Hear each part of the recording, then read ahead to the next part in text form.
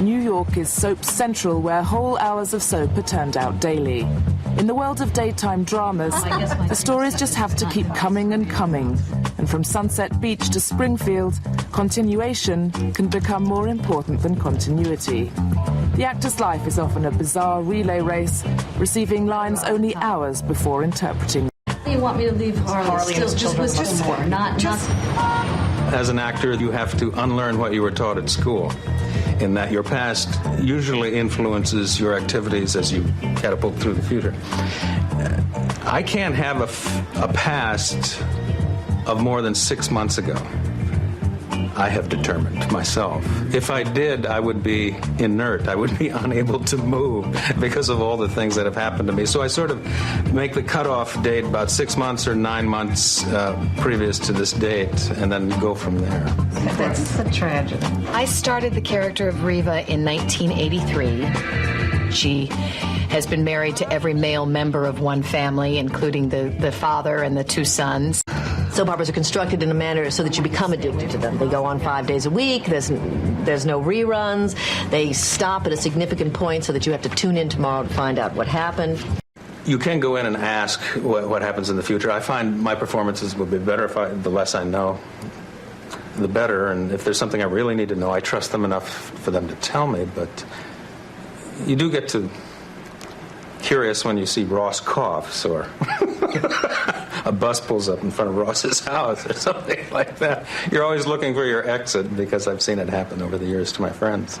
You know, we have to keep coming up with stories that are bigger and better and top the story that we told before, and yet remain true to the characters and, you know, to the original concept of the show. Burt Bacharach once said, "If I knew what made a hit song, I would write nothing but hit songs." I think it's a combination. I think that there's a lot of escapism that people really want, but you also want to see something that you can relate to in your own way. So I think that really it's a cross between the two. I don't think that you can say that it's one thing or the other that succeeds. It's interesting that the things that the audience doesn't gravitate to are the most difficult to write. I think the most important thing is always giving the audience a surprise, giving them what's not expected. If we're doing the right thing, it reflects in the ratings. If we don't, similarly, it will reflect in the ratings.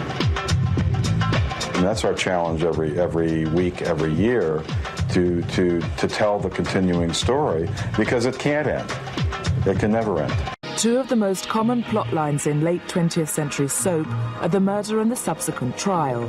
When sports star turned actor O.J. Simpson was tried for the killing of his ex-wife and her friend, the confusion between news and soap became absolute. Defense counsel, including Johnny Cochran, even seemed alert to the narrative rhythms of daytime drama.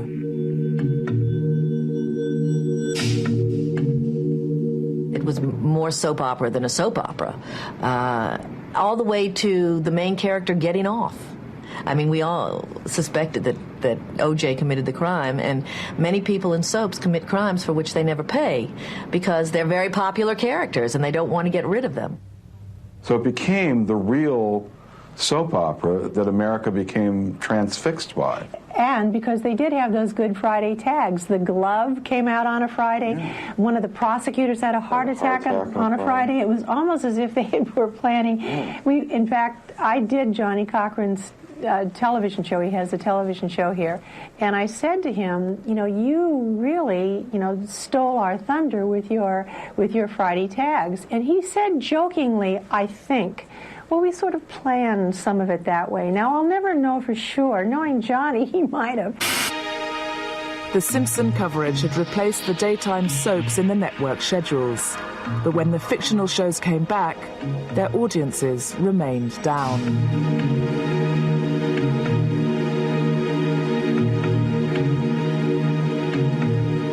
Audiences now wanted stories with the shape of daily dramas, but with higher stakes. Life was stranger than soap. It kind of trivializes what goes on inside a courtroom, which is a serious place. I mean, you're discussing people's lives, people's futures, and that it basically turns it into a soap opera and turns it into entertainment, which a courtroom should never be.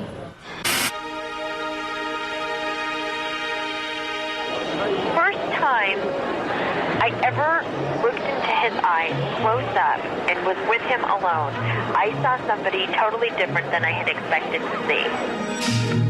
America's national crisis storyline of 1998, when Monica Lewinsky almost caused Bill Clinton to be written out of the White House, seemed to be played and acted according to all the rules of soap. The entire plotline relied on a character behaving with improbable recklessness, lines spoken in one episode. I'm going to say this again. I did not have sexual relations with that woman, Miss Lewinsky. Were sensationally contradicted in another. I engaged in conduct that was wrong.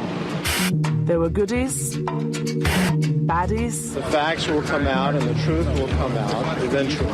And ludicrous plot twists, building to a cliffhanger which threatened the character's continuation in the story. The prospect of impeachment proceedings against President Clinton has now moved a step closer. Some might see Clinton as a victim of the bad influence of soap opera, encouraging voters to concentrate on scandal and trivia. But maybe Clinton was in fact saved by soap opera. Pundits were astonished that the president could survive these revelations. Was it electoral apathy? Was it moral tolerance? Perhaps the reason lies in the form of narrative which the voters knew best. A soap's storyline or arc subjects a character to periods of high drama. But when the arc's through, the character returns to normal, as if nothing had happened. Americans seem to have accepted that the Lewinsky saga was merely an arc in the 8-year span of his political story. Maybe people really do see politics as soap opera.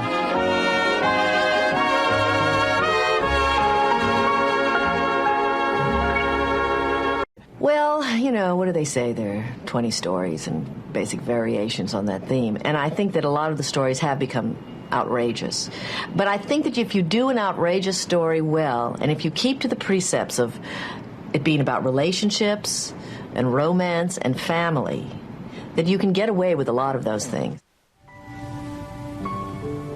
In America, Guiding Light, the oldest soap opera in the world and in some ways the most traditional, responded to waning viewer figures after 62 years on air and introduced its most startling, and some would say controversial, plot twist yet, soap's first human clone. So what are you going to do with me now? Trying to think, if you could stop asking me questions for 2 seconds. Sorry, I just have one more. What? Do you really expect me to believe that you're a clone? Believe whatever you want. It's the truth. The cloning story on Guiding Light was an extrapolation of something that's going on in the world, cloning of animals. I think that there may have just been some religious decree calling for the abolition of human cloning.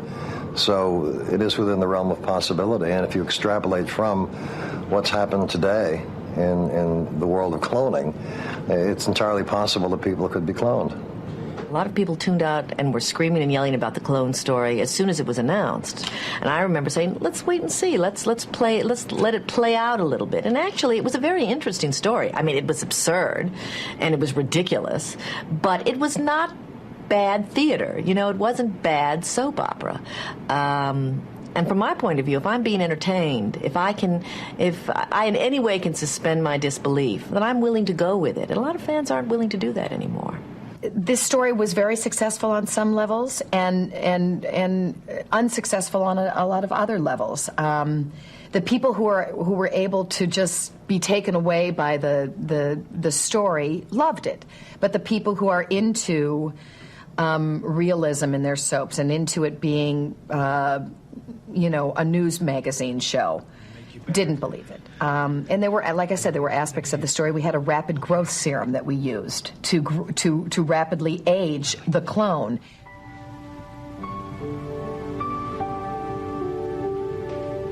Which was unbelievable. Oh my God. So they had if they hadn't have had to introduce that element, they might have bought it more readily than they did. I'm so sorry.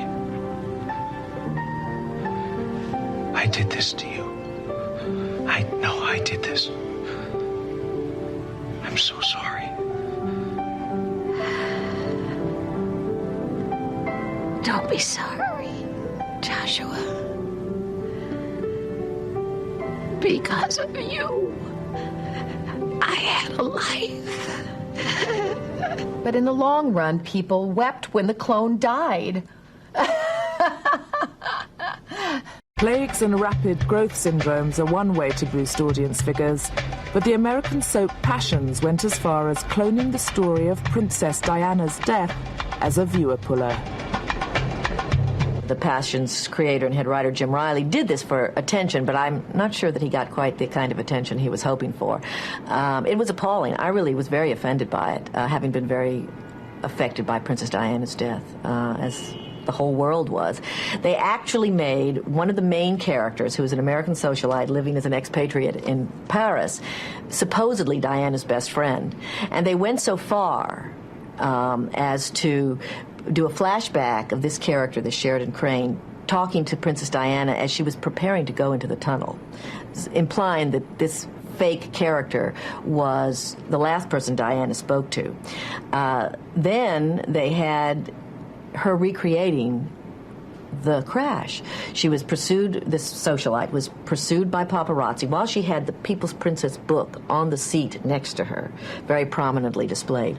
And the crash, she ran into one of the dividers, pursued by paparazzi. One of the paparazzi said, "Oh, not again." They took her to the same hospital in Paris that Diana was taken to, and this character even had an out-of-body experience where Diana, who was of course in the haze, but someone who did a pretty good approximation of Diana's voice and act, sort of called to her and then told her to go back. It wasn't her time.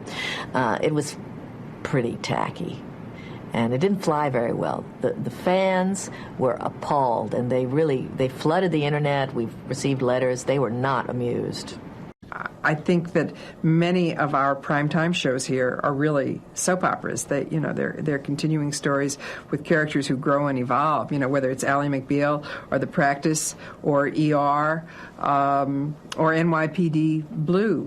Those are really primetime soap opera. I think the internet has taken away a lot of our audience. Not huge amounts, but it has eroded it, because I think that a lot of people watch soap operas for a feeling of community. Then they get on the phone, they talk to their friends about it, they write letters about it. It gives them a place in the world. And the internet has made that sort of obsolete. Audiences for many soaps have fallen over the past decade. The question now is, will the most potent and influential television form of the 20th century flourish in the 21st?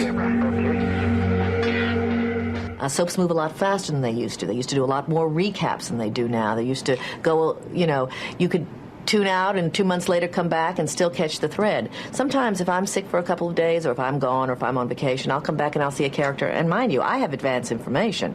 And I'll go out and I'll say, "Who the heck's that person on that show?" And one of my staff will have to fill me in. "Oh, that's so-and-so, they came in from..." It's like, oh my God. So if it takes me that long to figure this out, imagine if you've been away for several weeks or several months. It's very hard to get back into.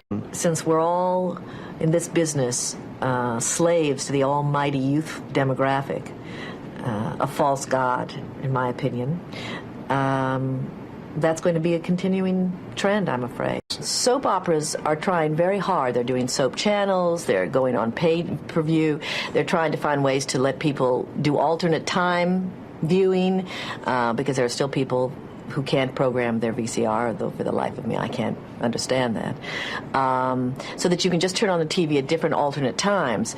I think that everything will be done to preserve the form, but I think down the road a piece it will be an obsolete form. My prediction is that, as long as you've got some interesting characters and some good stories, the production techniques may vary, but the form will stay pretty much the same.